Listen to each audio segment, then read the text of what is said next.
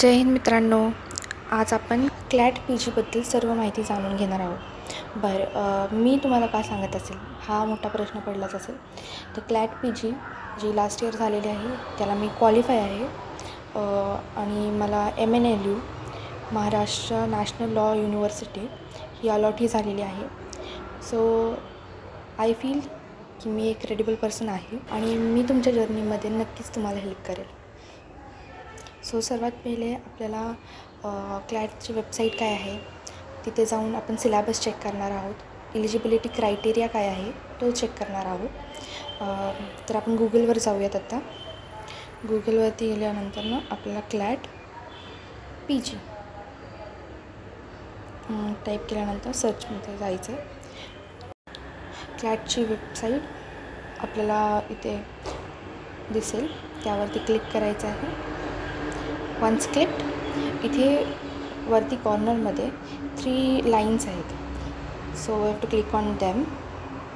त्यावरती क्लिक केल्यानंतर ना अंडर ग्रॅज्युएट आणि पोस्ट ग्रॅज्युएट यासाठी 2 डिफरंट साईट्स आहेत. त्यातील आपल्याला पोस्ट ग्रॅज्युएशनसाठी पाहायचं आहे. वन्स क्लिक्ड तर त्यामध्ये आपल्याला कोणते कोणते टॉपिक्स येतात, जे सब टॉपिक्स आहेत: eligibility, syllabus and guide, question paper format, general instruction and test day instruction. हे सगळं तुम्हाला टेलिग्राम चॅनलवरती मिळून जाईल. सर्वात पहिले आपण इलिजिबिलिटी पाहूयात.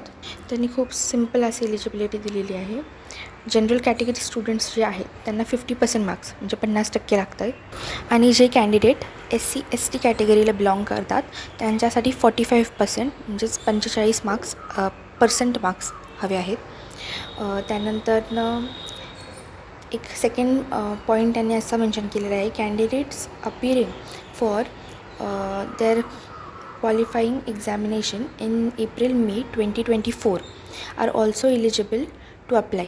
म्हणजे जे लास्ट सेमिस्टरला आहेत त्यांनाही अप्लाय करायला चान्स आहे. There is no upper age limit आणि बाकीचं तर रूल्स रेग्युलेशन मेन्शन आहे. सेकंड सब पॉईंटवरती आपण जाणार आहोत.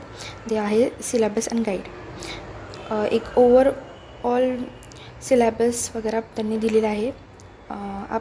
तुम्ही वाचून घेतला तरी तुम्हाला समजून जाईल. त्यानंतर क्वेश्चन पेपर फॉर्मॅट. आता हा इम्पॉर्टंट पार्ट आहे. इथे त्यांनी मार्क्स सांगितलेले आहेत 120 मार्क्स, 120 मार्क्स आहेत. ड्युरेशन 2 hours म्हणजे 2 तासाचा कालावधी आहे. त्यानंतर मल्टिपल चॉईस क्वेश्चन टाईपमध्ये हे क्वेश्चन पेपर आहे आपला. त्यानंतर त्यांनी स्मॉल एकदम ब्रीफ असा सिलॅबस दिलेला आहे. जसं की कोणता आहे तर सब मेजर पार्ट तो कॉन्स्टिट्यूशन लॉचा आहे. मग सेकंड पार्टमध्ये jurisprudence, administrative law, contract, tort, family law, criminal law, property law, company law, public international law, tax law, environmental law and labour and industrial law. जेव्हा अँड म्हटलेलं आहे त्यांनी लास्टला, याचा अर्थ हाय कन्सॉलिडेटेड एक फुल फ्लेजेड आपला सिलॅबस आहे. याच्या पलीकडे जाऊन काही येणार नाही. ओके.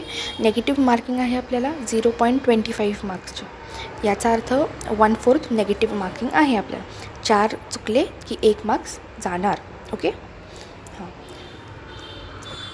त्यानंतर आपल्याला जनरल इन्स्ट्रक्शन दिलेले आहेत. ते तुम्ही रीड केले तरी तुम्हाला समजून जाईल. असं काही डिफिकल्ट नाही आहे ते. ओके. जनरल इन्स्ट्रक्शनमध्ये त्यांनी सर्व काही मेन्शन केलेले आहे. फीज, हॉल तिकीट कसा भेटेल, डॉक्युमेंट कोणते कोणते अपलोड करायचे आहेत, इत्यादी इत्यादी. ओके. त्यानंतर नेक्स्ट जो आहे तो व्हेरी इम्पॉर्टंट इन्स्ट्रक्शन आहे, जो की टेस्ट डे इन्स्ट्रक्शन आहे. तर ती एक PDF आहे, आपण डाउनलोड करूयात. सो मी डाउनलोड केलेली आहे. मी हे इन्स्ट्रक्शनची PDF आपल्याला टेलिग्रामवरती प्रोव्हाइड करेल. ओके.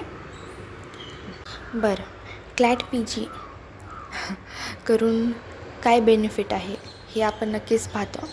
आणि बेनिफिटपेक्षा जास्त मी एक गोष्ट बोलेल की LLM एका रेप्युटेड कॉलेजमधून करणं हे खूप मोठी गोष्ट असते. आणि आपण इतर कॉलेजमध्ये जसं LLM करतो तो 2 वर्षाचा राहतो. पण क्लॅट थ्रू LLM केलं. नॅशनल लॉ युनिव्हर्सिटी आपल्याला 1 इयरचा कन्सॉलिडेटेड कोर्स म्हणजे एका वर्षाचा पूर्ण कोर्स प्रोव्हाइड करते. जिथे आपण इतर कॉलेजमध्ये जाऊन 2 वर्षाचा कोर्स कंप्लीट करतो, तिथे आपल्याला इथे एक खूप सुवर्ण संधी असते की आपण एका वर्षात LLM कंप्लीट करून काहीतरी पटकन एक तर प्रॅक्टिसिंगमध्ये जाईल किंवा आपण नेट सेट देऊन आपण प्रोफेसर म्हणून प्रोफेशन ऑप्ट करू शकतो. In multiple things like research पण करू शकता तुम्ही, आर्टिकल पब्लिश करू शकता. इवन देर आर पीपल जे क्लॅट एक्झाम फक्त जे मल्टीनॅशनल कंपनीज असतात, जे महारत्नस नवरत्नच असतात, ते त्यांनी एक क्रायटेरिया ठेवलेला असतो की क्लॅटमध्ये तुमचा जर रँक आला असेल एक रँक, त्यामधले स्टुडंट्सही ते लगेच इंटरव्ह्यूसाठी सिलेक्ट करतात. So even that is a very good opportunity and multiple opportunities. Question पेपरचा एक ब्रीफ पॅटर्न म्हणजेच की क्वेश्चन्स हे पॅसेज आन्सर्स क्वेश्चन्स या फॉर्मॅटमध्ये असतात. जे आपल्याला एक पॅसेज दिला जातो, त्या पॅसेजच्या बेसिसवरती आपल्याला क्वेश्चन्स विचारले जातात आणि नंतर मल्टिपल चॉईस थ्रू आपल्याला ते जस्ट सिलेक्ट करायचं असतं. So I feel that this is a quiet easy exam as compared to other examinations. So I feel that personally each and everyone should opt for this examination. So without taking much of your time, I would like to stop this video. Thank you.